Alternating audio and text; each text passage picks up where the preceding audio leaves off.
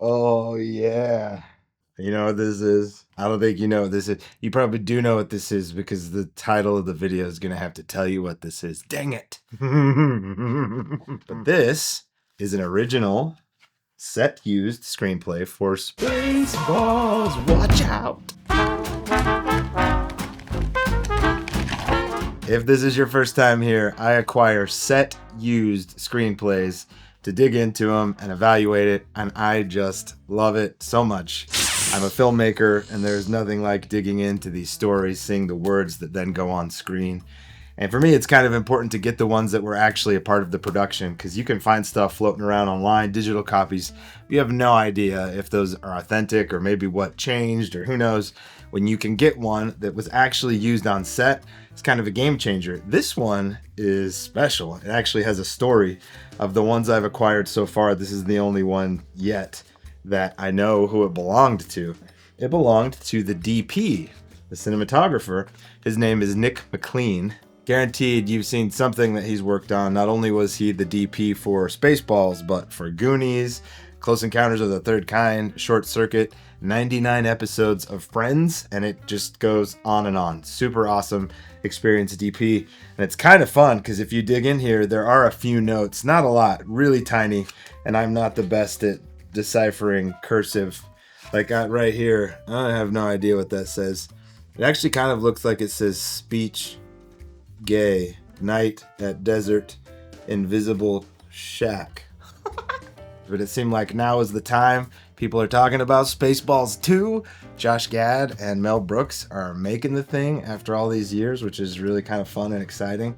Can't wait to see that, and maybe I'll try and stick my foot in there somewhere, because I can act. I can do some acting and anything. I'll do anything. I am so excited to dig into Spaceballs. Spaceballs, written by Mel Brooks, Thomas Meehan, and Ronnie Graham, some of Mel Brooks' friends. Page 1, and you get this classic lettering with the words going back into space, and immediate laughs and comedy, of course, with Mel Brooks. I think one of my favorite parts is just unbeknownst to the princess, but knownst to us. And they shortened some of this. There's a bit more dialogue here than ended up on screen. Yeah, in the movie it says danger lurks in the stars above, and here it talks about Prince Valium and the Spaceball cruiser, Planet Druidia to capture all that stuff. And then if you can read this, you don't need glasses. One difference here is this actually says that there is going to be an announcer reading all of these words, which they obviously voted against when the movie came out. Jumping over to page 2, you get this action line. It continues to make its way through frame and continues and continues and continues until we begin to realize this is the biggest, longest spaceship we have ever seen in any movie. And yeah, it's all there, man. The 100-yard sticker that reads, "We break for nobody." Mel Brooks talks about this a little bit in his autobiography about how long this actually took in movie time. It's like a good 2 minutes of a spaceship just going and going. And he even says it's like 2 minutes in movie time is like an eternity. And it's one of the things that makes it so great. Like some of my favorite comedy moments, you literally have to have the patience to let it build. And it has these ebbs and flows of comedy where the longer it goes, it gets funnier. And then you're like, oh my gosh, this is so stupid. And then it happens again. It just gets funnier and funnier and funnier. Like there's moments like that in Monty Python that I just love.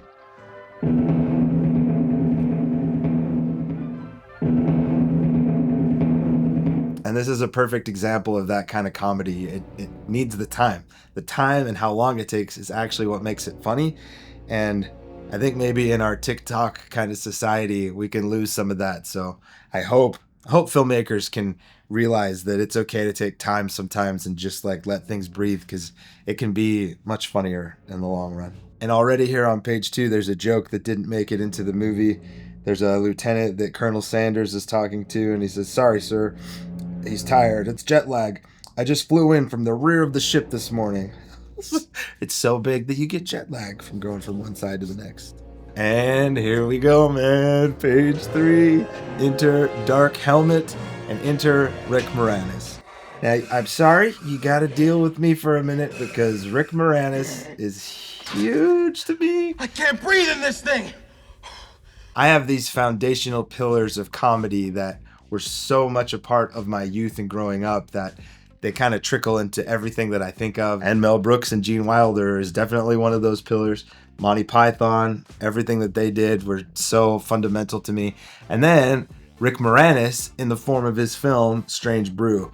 I don't know why, but that movie just if you asked me at any point growing up what's your favorite movie, I would have said Strange Brew. Rick Moranis, Dave Thomas, but Rick Moranis is just the dang man. He is so good, and you can even hear Mel Brooks talking about how often and how much money he lost because of how often Rick was making him laugh. Anyway, so I mean, I got this thing right here above me in the studio. That's like how big of a Rick Moranis fan I am. He can't beat me. Everything about him as Dark Helmet and how he played it, so much of it was him. Like, there's nothing here about the different voices, like putting the thing up and down and using a different voice. That was his idea. The man is just a comedy legend. Everybody knows that. Of course we do, sir. This is so much fun doing this, and it's so much fun rewatching him and his performance because he's just amazing as always. Nobody goes over my head in the screenplay, but he says, "You went over my helmet?" Which is definitely funnier. And yeah, he's jacking up the radio operator's crotch, as it says in the script. And he makes a joke about the Nutcracker Suite, which didn't make it into the movie. And I can already tell, even just being on page 6 here, that this screenplay was just used as kind of the bare bones and the framework to what would happen. There is already so much improv and playing around with lines, and really, those are the most fun movies to work on. The ones where I've been involved with, where you can be light and loose, and the director is willing to hear ideas and take alternate takes, because a lot of the times those are the ones that end up being the best, if not the funniest, or just the most real. And this is clearly what's happening. I think the film is just full of improv and changing ideas, because there's already a lot that's different and that's just more rich in the movie than what we see in here. And yeah, here's a perfect example of that. Breaking the fourth wall, Rick Moranis. Everybody got that? That is not good here, nor is drinking the hot coffee. Oh man, if you're not a fan of Mel Brooks comedy, I don't know why you're watching this, but I just love it. Just these little ridiculous subtle things, and it's right here on the action line of page 7. Just today, royal wedding of Princess Vespa to Prince Valium. Tomorrow, bingo. It's so dumb and it's so fantastically hilarious. Yeah, here's a slight difference, an entire scene that isn't in the movie. The first time that we actually see the princess and Dot is actually a conversation that they're having getting ready for the wedding in like a side room, talking that she doesn't really want to marry the guy. And in the film, the first time that we see her is when she's there literally waiting in the lobby with her dad. All right, and then here we go. Lone Star and Barf and the Winnebago. On page 8 here, man, Mel and his writing partners really knew what they wanted this thing to look like. This action line is super detailed. Delta wing, battered, Winnebago type flying, camper covered with a month of space dust. On its side, someone has finger written, "Please wash me." On the cockpit, there's the words Eagle 5. Under the screaming eagle, clutching dollar bills in each claw, are the words Captain Lone Star, hero for hire. As the ship passes, we see a tourist sticker on its tail that reads, "I love Uranus." So, I mean, man, they knew what they wanted that thing to look like right from the words, and it's evident and it's awesome. John Candy, Bill Pullman. John Candy, by this time, was already a huge star, and both him and Rick Moranis originally came from the Saturday Night Live type show in Canada called SCTV.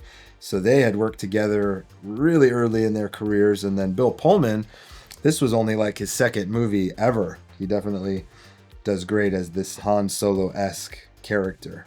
So yeah, page 9, all kinds of descriptions of how the Winnebago is kind of like this bachelor pad that's dirty and got beer cans and stuff all over the place. Yeah, this first moment with Barf is pretty different in the screenplay. Actually, I think they improv'd him dancing and eating the dog food in the screenplay. Both him and Lone Star are actually in bed. and the phone ringing wakes them both up, and Lone Star is like, hey, go answer the phone, and they're in bed. And it's definitely a little bit more fun how they introduce Barf with him dancing and eating, and that line about always when he's eating. All of that had to have been done somewhere in the production because it's not here. Yeah, and here the whole point is that Lone Star is kind of clearly hungover, and that's why he needs Barf to go answer the phone for him, which, growing up, I don't think I picked up on that. I just thought he was tired, but he's hungover because they're hanging out in their bachelor pad, space pad, drinking beer. And Pizza the Hut. So funny. Oh, man. Dom DeLuise. Now these dudes have to get a whole bunch of money or they're screwed. 1 million space bucks. $1 million? Got her running off at her wedding and the minister turning into an announcer, which is pretty funny. She takes off only to be found very quickly by the SpaceBalls cruiser. Yeah, they knew exactly what they were trying to do in mocking Princess Leia with these hilarious headphones. In the screenplay, it says, 2 particularly large braided buns covering her ears reminds us of another princess long ago in a galaxy far, far away. Congratulations, you're the first woman in history to go on a honeymoon without a groom. I wonder if she's glad. And here we go to Spaceball City, where Mel gets to play one of 2 of the characters that he plays in the movie. The action line for Spaceball City here says, it consists of different-sized ping-pong ball-like white globular buildings looming above a rocky moonscape terrain. The city resembles a molecular model of DNA gone wrong.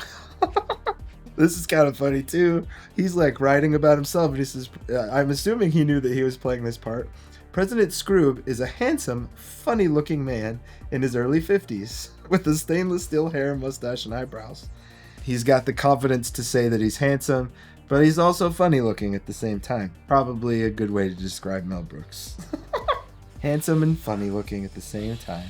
Sniffing this can of Perry Air is not in the screenplay, so that President Scroob came about later, somehow during the production. Neither is him being like your stereotypical lying politician on the phone. That's not here. Of course. I've heard the same rumor myself. All right, stuff like this as a filmmaker, I just love, because obviously Mel and these guys knew that they were making this movie themselves. This isn't like a spec script, so they can put whatever the crap they want in here. And sometimes it's really fun because it's like they're literally doing little inside jokes for themselves in the action lines. So this is talking about what it looks like inside of the Spaceball City Control Center. And it says, it's a maze of radar screens, panels, lights, maps, and computer terminals, mostly rented from discount prop shops all over West Hollywood. What the hell? It works on Star Trek. That Star Trek line is not here, so that was another just improv moment. Snotty. And then you got him getting Beam him beamed down and looking at his own arse. Do something! And these flirty twins aren't here in the screenplay either, so that kind of thing kind of makes you funny. It's like the Mel Brooks is a married man. At what point is he like, I decided to bring in some hot twins for me to flirt with in my movie. Is that okay, wife? Where's the princess? Yeah, just the irony, and it's so funny that literally all he has to do is walk next door and it's just right there. That's just great comedy, and it's here. All right, and then they start catching up and catching the princess and Dot. And the 1-800 Druidia is not here in the screenplay, which is pretty funny. And then you have this whole a-hole thing, which is not here. The cross-eyed lieutenant is, but then this entire discussion that they are all a-holes is not here. So that was another fun addition that they made while making the movie. All right, so they make a deal with King Roland. 1 princess for 1 million space bucks. Gimme paw! Gimme paw. And the description of the car are things that were not What's here. she driving? A brand new white Mercedes 2001 SEL limited edition. Moon roof, all leather interior. And jamming the radar. The whole concept of the jam hitting the radar and exploding against the big radar dish is here. But it being raspberry is not. And the fact that led Dark Helmet to know that it was Lone Star, that all happened while they were making the movie too. And then you have this radio operator, Michael Winslow. What? The what? And the what? You know, the bleeps. and his incredible sound effects and everything that he can do with his voice, that isn't here. So I don't have any idea how that all happened, and if maybe hiring him was an idea and then they kind of incorporated all that into this moment, but it's fantastic and hilarious. And then you get into some of this slapsticky stuff that is just some of my favorite stuff of Mel Brooks, and again, it's just not here. Like, I can't, they must have just had so much fun making it, but the camera running into Dark Helmet and knocking him over, like, oh, I don't know, rewatching this now for whatever reason, this just made me laugh so hard. It's just so, there's just so many walls being broken down, and it's just so freaking funny. It's just great slapstick comedy. All right, moving on to page 27. Barf whimpering is not here, nor is stop looking at my can. Looking at my can. Here's a fun little scene that either they cut or they never even shot it, but it is here. Is we go back and check in with Dark Helmet, and he has a bunch of technicians out there trying to lick up the jam off of the radar dish. And this technician is like, "We're making progress, sir, but it's still jammed," licking the raspberry stuff off of his lips, and Dark Helmet says, "Well, hurry up, lick faster." Yeah, and and the camera moves into a closer shot of the radar dish. We see 6 Spaceball technicians licking away at the jam like a litter of hungry puppies eating from the same dish. That's kind of fantastic. I would have liked to have seen that one. And here, the number of times Barf's tail is used as like this slapsticky element. This is crude. None of that is here, so that, I don't know, it makes me wonder if that like happened once on accident and they were like, "Oh, that's fantastic," or when they decided to start using that as kind of a shtick, it was not an original idea.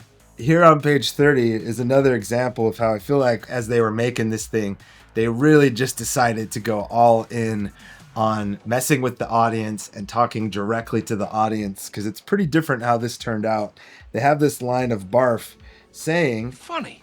She doesn't look Jewish. in the script, he's actually supposed to say that almost to himself, and he full on looks at the camera and says, "Funny, she doesn't look Jewish." Jawohl, Lord Helmet is here, but all of them grabbing themselves, She's not in there. or the door falling on him is not, which Lone Star. I just love it. And here's a fun little music note as they have the radar that's finding Lone Star's ship. It says, "Music, a kind of radar-like Jaws theme." I think they nailed that. And then, yeah, it's pretty clear early on you've got this animosity building between the princess and Lone Star. Here's a little bit of dialogue that didn't quite make it into the movie. The princess and Dot are sitting back there, back in the back of the ship before they first meet face to face. And the princess says, "Never in my life have I hated a man so much." And Dot is like, "Who you haven't even met." Shoot. I have watched this movie so many times over the years. Growing up, it took me being an adult, holding a set-used copy of the screenplay to get the joke that this colonel's name is Colonel Sanders. What's the matter, Colonel Sanders? I never got it. I didn't get it until I read that line, and I felt like my head was spinning and I was falling into this Spaceballs abyss. And I was like, oh my gosh, his name is Colonel Sanders and there's a chicken joke. Interestingly enough, they actually were trying to get Steve Martin to play this role. I think George Weiner does an incredible job. And yeah, all this stuff, dude, ludicrous speed, it's so freaking hilarious. It's all right here. One of the great lines from this scene that was improvised on page 36 here, well, it's not here, is, buckle this. Ludicrous speed, go! And here's the first little note that Nick made in this screenplay, since this was his. There's an action line here that says, "The entire Spaceballs crew's faces, bathed in plaid light, are flattened by the inertia pull." And he's got a little note here that says projection.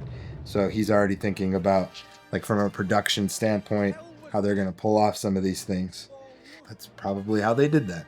Probably just grabbed a projector and put that plaid pattern over their faces. In the screenplay here, they're actually going to have Dark Helmet literally, like, stripped down from his clothes, where you can just see like an undershirt and boxer shorts and all of those things with being bathed in the plaid light. But man, what actually happens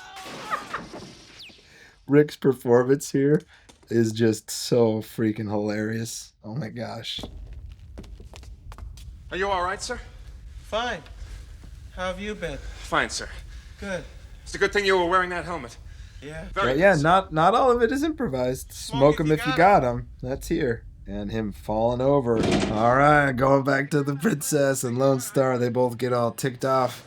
They go run into each other. They instantly have the hots for each other. This line of Lone Star's, though, is pretty funny because in the screenplay, he actually says it the right way. He says, and furthermore, on this ship, you are to refer to me as captain, not you idiot. That one I would love to know if he came up with the reverse, with him saying idiot, not captain, if he made a mistake, or if that was like, you know, Mel or somebody else's idea to reverse those, because it's so simple. Like, it's such a simple way to make it a little bit funnier. So he actually says it to her wrong. On this ship, you're to refer to me as idiot, not you captain. I mean, you know what I mean. So I'd love to know what happened, whose idea that was, or if it was a happy accident. Oh, Bob Ross. Here's another one of these great moments. They crash into the planet, and another just little inside joke for Mel and his team. Bottom of 43. We see a barren, godforsaken looking terrain, not unlike the backlot of Burbank Studios. And they get moving, and then we go back to Dark Helmet. A lot of this who's on first stuff is here. Going back now, then what? But what isn't here is Dark Helmet getting super confused and just kind of losing it at the end. Which is fantastic. Here's a moment that didn't make the movie on page 50. When Lone Star and Princess are there, and Dot and Barf are sleeping, and they're talking, and it gets all cute. It says, we see a full moon quickly rise, and then another moon, and another, and another. There's 4 full moons brightly lighting up the scene.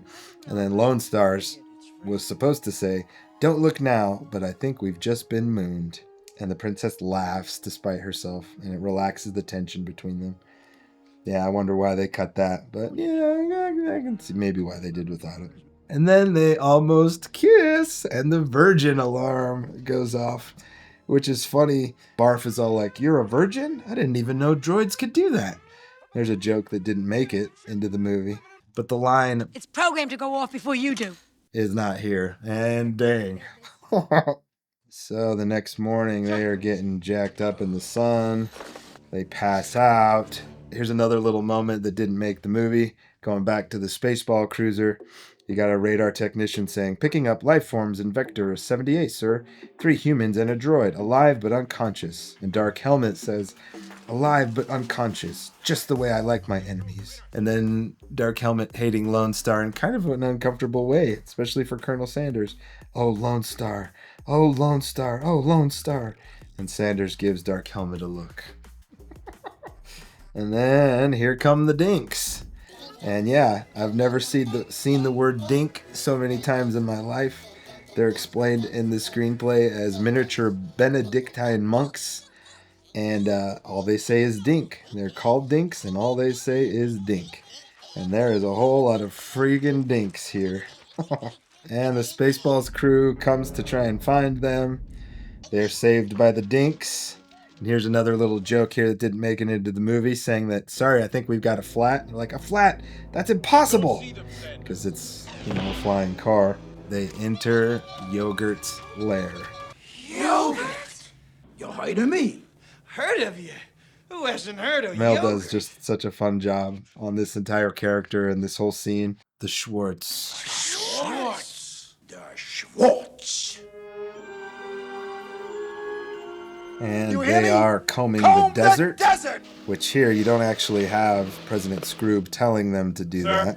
Lone Star trying to figure out what his cute little medallion means. And the screenplay is another thing that didn't make it, because Yogurt knows what the medallion says.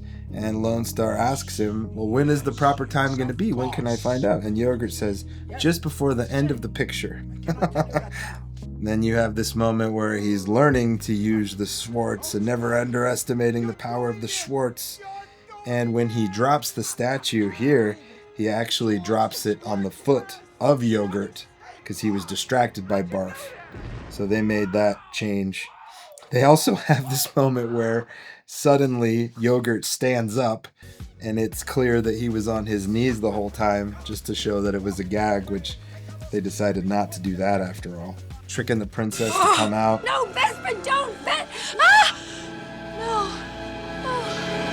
Fool you! Rick Moranis and the dolls, which happened to be completely and totally improvised by Rick Moranis, and a moment that they ran with, and dang it just turned out hilarious. Did you see anything? No, sir. I didn't see you playing with your dolls again. Good! Yeah, and the nose job, that's not here. They just are there threatening to take the princess's life, but not the nose job. Some of the stuff that they changed, again, is almost like a total 360. In the screenplay, you've got President Scroob here. After he hears the ridiculous code of 1, 2, 3, 4, 5 to get into the planet, President Scroob says he has a more complicated combination on his luggage. But in the movie, it's totally reversed, where they'd say that only an idiot would use such a combination. 1, 2, 3, 4, 5. Yes. That's amazing. I've got the same combination on my luggage. So it's the complete opposite of like what you see here is what ended up in the movie. All right, then we have the heroes having to go back to save the princess again in Spaceball City. How they actually get there is totally different in the screenplay than what we see in the movie. In the screenplay, they go invisible. They land their ship with an invisibility cloak thing, and then they break out that way. And you have this actor right here playing this guard, Rick Duco. I can't see him without seeing him in The Burbs. I want to kill everyone. Satan is good. Satan is our pal. It's impossible. Hey! Those are the guys that stole our uniforms! Then catching the stunt doubles, which is You've great. captured their stunt doubles! Search the area!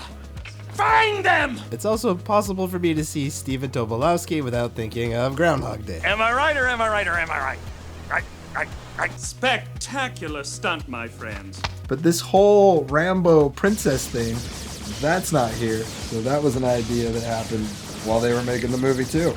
You also have here on the top of page 91, the princess tries to call her dad almost immediately so that he can change the combination before the Spaceball cruiser gets there, but they are out of range. They didn't shoot that, or they cut it. You've got this whole awesome run, which is not here, and it's fantastic. Ship is too big. If I walk, the movie will be over. Sir. Yes. Oh.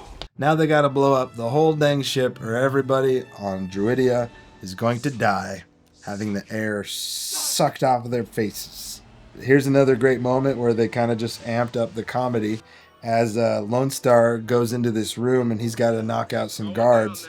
They turned it into a Vulcan squeeze, which in the screenplay, all it is a karate chop. So that makes it instantly just so dumb.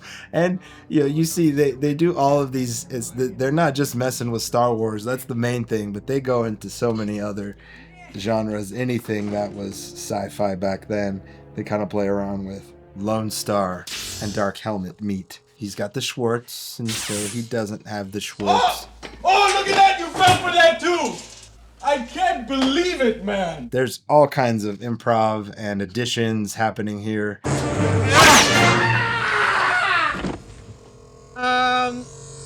He did it. I would probably have to sit down with Mel Brooks and find out exactly each moment, because again, it is just insane the number of changes and things that were added. But a couple things that are hilarious that are not here. This whole like I was your father's auntie's hairdresser's cousin thing. What's that make us? Absolutely nothing! That is not here. Nor is the twisting of the Schwartz. Not here. And sometimes the changes are so subtle, just changing which character says the line. Right here on page 105, you actually have Dark Helmet saying, At last, we meet for the first time for the last time. but in the movie, Lone Star is the one that says that. And he finally beats him after he figures out that he doesn't need the Cracker Jack box ring after all.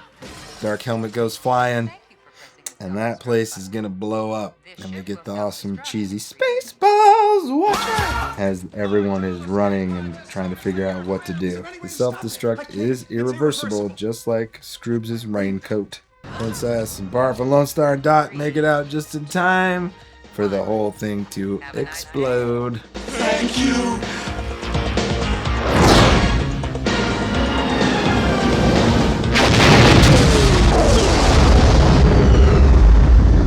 whole moment after all of that happens and everybody's excited that I wonder if they actually shot, but they didn't put it in the movie. The reason why I think that is right when this scene starts, it looks like Lone Star is kind of ticked off, bummed a little bit. And in the screenplay, the reason why is because he overhears a discussion when he flips on the intercom. It's the princess talking about how much she loves Lone Star. And he is kind of like, oh crap. And he realizes that he probably shouldn't have this princess tagging along with him in his crazy bachelor pad, and that she deserves better than him. And Dot is even like, you can't. You're a princess. You have to marry a prince. And she says, I don't care. I love him and I know he loves me. Just as the princess is about to come in there, he says all this stuff, which is a lie, just to kind of make her mad.